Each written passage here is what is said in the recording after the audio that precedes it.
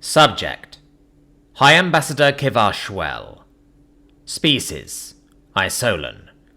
Description: Mammalian shockanoid, no tail, 5'9", 1.75 meter average height, 180 pounds, 81.6 kilogram average weight, 95-year life expectancy. Ship: not available. Location: Rigara. Ma'am, have you finished packing for the mission? Grugner, my lead assistant, asked. Her tone hinted at a sense of urgency. Yes, I am fully prepared to leave when we're scheduled to depart, I replied hesitantly. In 3 days, yes? My aide sucked in her lips and treated me to an expression of apprehension, like someone who is about to break some bad news and really doesn't want to. No, I stated. Her expression remained the same. I've got appointments, Grugner. I can't be running around the galaxy at the drop of a hat. Ma'am, the United Systems has already departed on their diplomatic mission. The higher-ups have moved up our timetable, Grugner said with a wince. How soon? I demand. Now. Now? I nearly screamed. Yes, ma'am. Unacceptable! I have meetings with the United Systems delegation to discuss potential trade partnerships. I can't leave now. Grugner scrunched up her face and gave me a toothy frown, as if she were about to break even more bad news. An expression learned by proximity to humans. I would normally frown upon such cultural cross-contamination, but the expression suits Isolan faces quite well. Oh, come on, I sighed. When does my replacement get here? She's already here, ma'am. High Ambassador Uluni will be taking over for you, Grugner said quietly. She'll be taking over the scheduled meetings and negotiations. Uluni? You've got to be joking. She just got this position. And they mean to have her negotiate with the biggest war tribe conglomeration that the galaxy has ever seen? I asked skeptically. Plus, she's an Urakari. How's an Urakari supposed to avoid being intimidated? Their delegation are all senior military and trained to kill. They even give me the shakes, but at least I know how to hide it. Well, she's negotiated with them before. She's the one who did the first contact, Grugner said in a soothing tone. It'll be fine, ma'am. We've got to go. How high are the higher-ups that arranged this? I growled. If it's my immediate higher-ups, I can badger them into changing their minds. One's a Kinran and the other is an Oyen. Complete pushovers. Executive branch might have been the executive himself. I glared at Grugner in an attempt to find any trace of deception. When I found none, I deflated in defeat. Well, that changes things, I suppose. All right, have my things fetched. Tell whoever you've got to tell that I'm on my way, I said, as I pushed myself up from my desk with all 4 arms. Yes, ma'am, Grugner replied as she scampered off. Shit, this is bad. Urakari are short, and even the buffest of them look lanky compared to an Isolan. Uluni might be experienced, but that's not going to help her when she's meeting with one of the human admirals, surrounded by literal giants in olive drab armor. I had to look up at the first admiral I met, and I'm 5'11". Urakari don't usually get taller than 5'7". This is going to turn out to be a disaster. I slammed my fist on my desk in frustration at the fact that there was nothing I could do. Orders are orders, and the ones giving them are out of my reach. Damn it. The only thing I can do is address my concerns to my superiors, and hope for the best. I grumbled to myself as I left my office for the docking bay. I marched with all 4 of my fists clenched. Kinran, Oyan, and even other Isolans saw me and scurried out of my way, avoiding eye contact as I passed them. I growled in response to any greetings given, until I turned a corner and came face to face with one of the giants the humans call Marines. I stopped just before we collided, and I couldn't help but gape up at the helmet of the armored beast before me.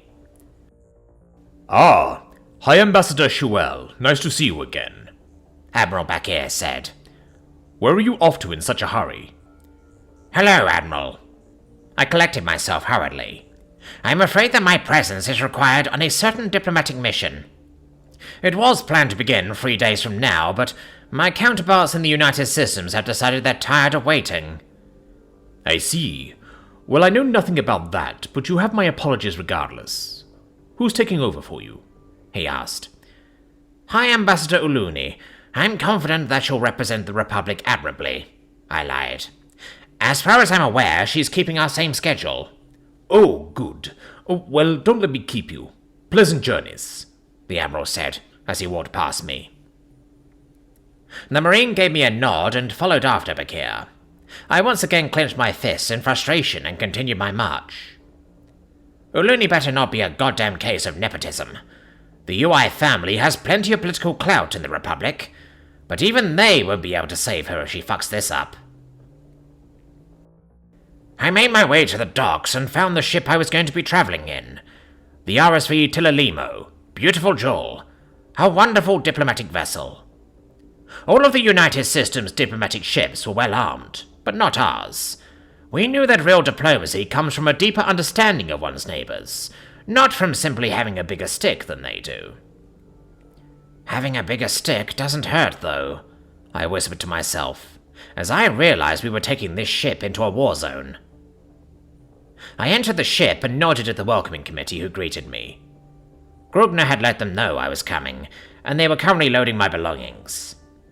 After they finished explaining the layout, I went to the bridge to speak to the ship head, desiring a more accurate time frame for our departure than as soon as possible. I arrived at the bridge to a shocking sight. The ship head was laughing with a human. When he saw me, he snapped to attention and saluted. I returned the gesture.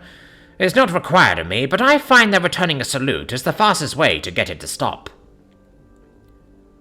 Welcome aboard the Republic space vessel Tilalimo, ma'am. I'm Shiphead Orava, he said crisply. What's the meaning of this, Shiphead? I demanded, gesturing at the human.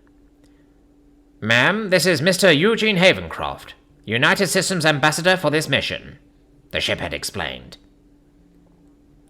I studied the human carefully. He was diminutive compared to the other humans I had encountered. 5'7", and remarkably thin. His tight black suit caused his limbs to be reminiscent of a Kinran's, but this was offset by his pale pink skin. If anything, the darkness of his suit and the lightness of his skin clashed in a strange way.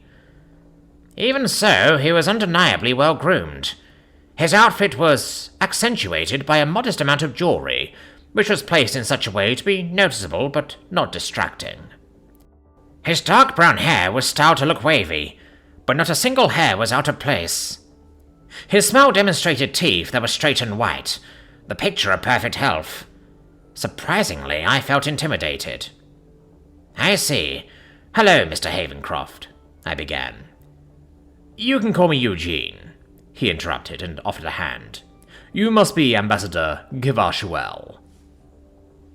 I recognized the greeting, and took his hand in my own to shake it. Soft but firm, symbolizing the United Systems' stance on diplomacy. Well, their public stance at any rate. Yes, I am. I recovered my decorum. You can call me Kevar or Shuel. So, you're not military? No, I'm not, he smiled. I am a diplomatic representative of the United Systems Senate. I believe that most of the diplomats you've been dealing with thus far are part of our diplomatic corps, which is run by the Directorate. Well, it's good to have you with us, I said. Tell me, what are the United Systems' intentions regarding this new race? That depends on their capabilities. His attitude shifted to match my own. If they're close to us technologically, I'm to make the best case possible that they join the United Systems. If not, then I'm to urge them to join the Republic. I studied his demeanor carefully, looking for weakness. They're closer to our space, though.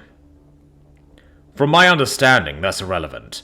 The agreement between our governments clearly indicates that the only relevant matter is the consent of party in question. Any attempt to subvert or force said consent will result in harsh repercussions. When we were initially negotiating the peace treaty between the Republic and the United Systems, our diplomats wondered if the Gaunt insurrections were what they appeared to be. As such, we were quick to come to the conclusion that the very clause that Mr. Havencroft just mentioned was an absolute necessity to ensure peace between our civilizations. We were shocked when the United Systems suggested it, while we were still trying to formulate positioning statements.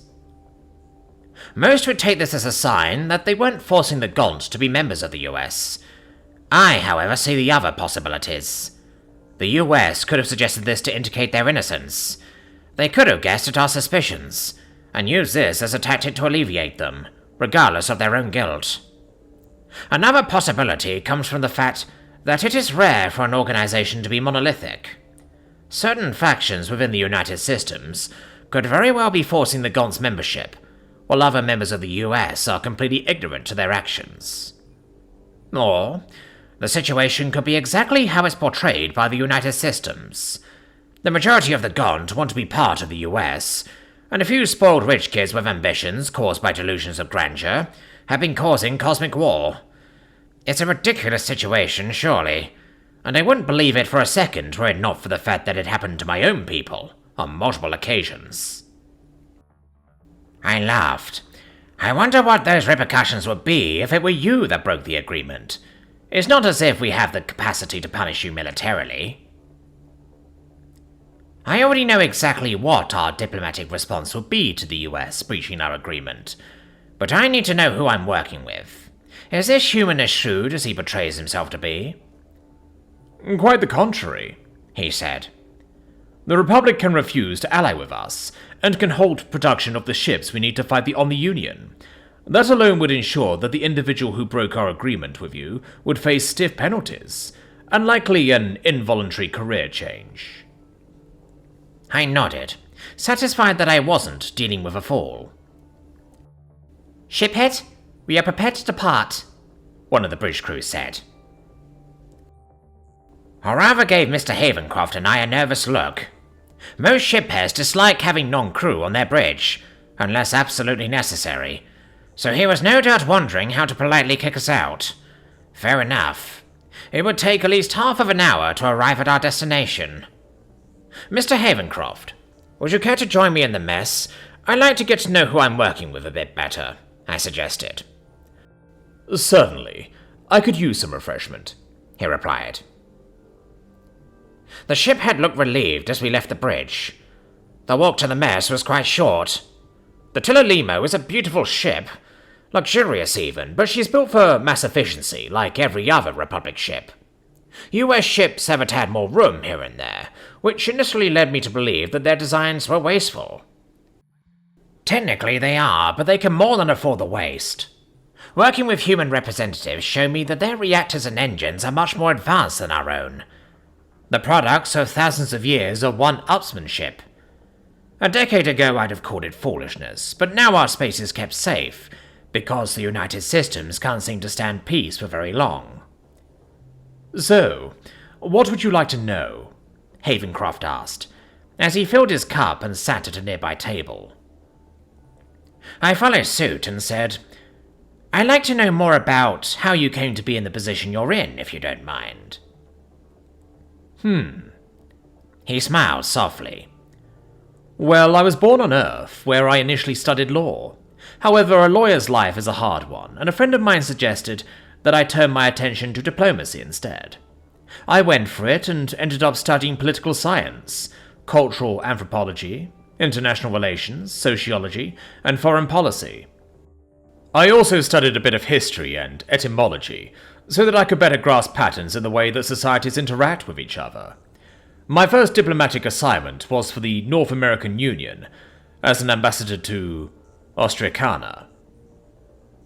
I haven't heard much about Earth other than it's your kind's cradle planet. Is it a nice place to live? Yes and no. In the United Systems, Earth is considered a backwater where nothing happens. It's stagnant, for lack of a better word. That being said, it's a lot less difficult to live there than it is in most other places. Plentiful food and water, but... He looked pained for a moment. It's unnatural. Nearly the entirety of the planet is covered in artificial structures dedicated to housing, manufacturing, entertainment, or food and water production. Buildings that are taller and wider than mountains, filled with people. It's so contained. Most would say it's boring, even. Boring? But that sounds almost like a paradise, I said incredulously. For some it is. On Earth, poverty is largely irrelevant. Starvation has pretty much been eliminated, and the planetary government has put a stop to large-scale wars. But for every good, there's a bad. Diseases have gotten downright sadistic.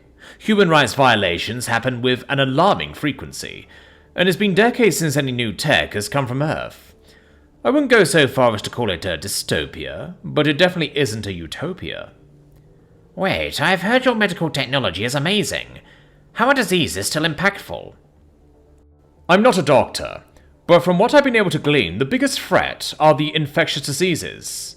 Microorganisms love evolving in pesky ways, and the people on Earth live in very close proximity. On the one hand, this fosters a strong sense of community. On the other hand, when one person gets an infectious illness, everyone gets it, he said. While the doctors figure out a cure, some people will inevitably die. This was like taking a peek into the future of my own kind, but my follow-up questions were hindered by the feeling of the ship entering warp. It wouldn't be much longer before we were at our destination, and I desperately wanted to know about the organization that Havencroft belongs to. That's unfortunate, I said. Hopefully things will change for Earth one day. I did have another question, though.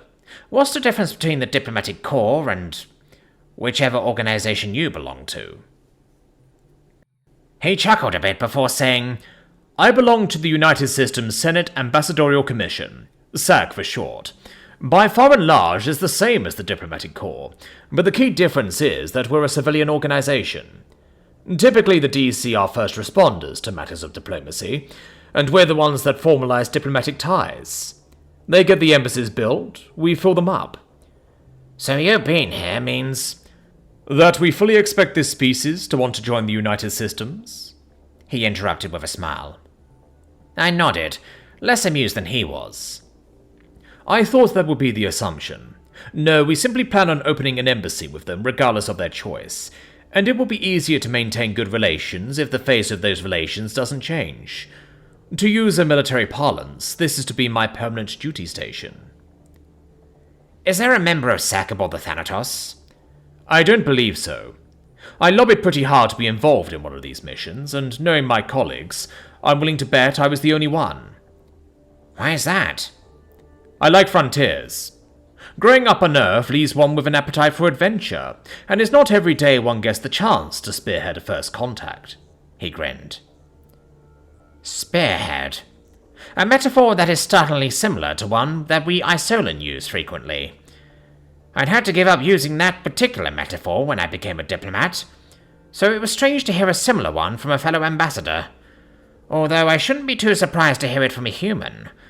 Our kinds are more similar than I care to admit. I felt the ship exit warp, and a moment later the comms crackled to life. Hi, Ambassador, and Eugene? We've arrived at our destination.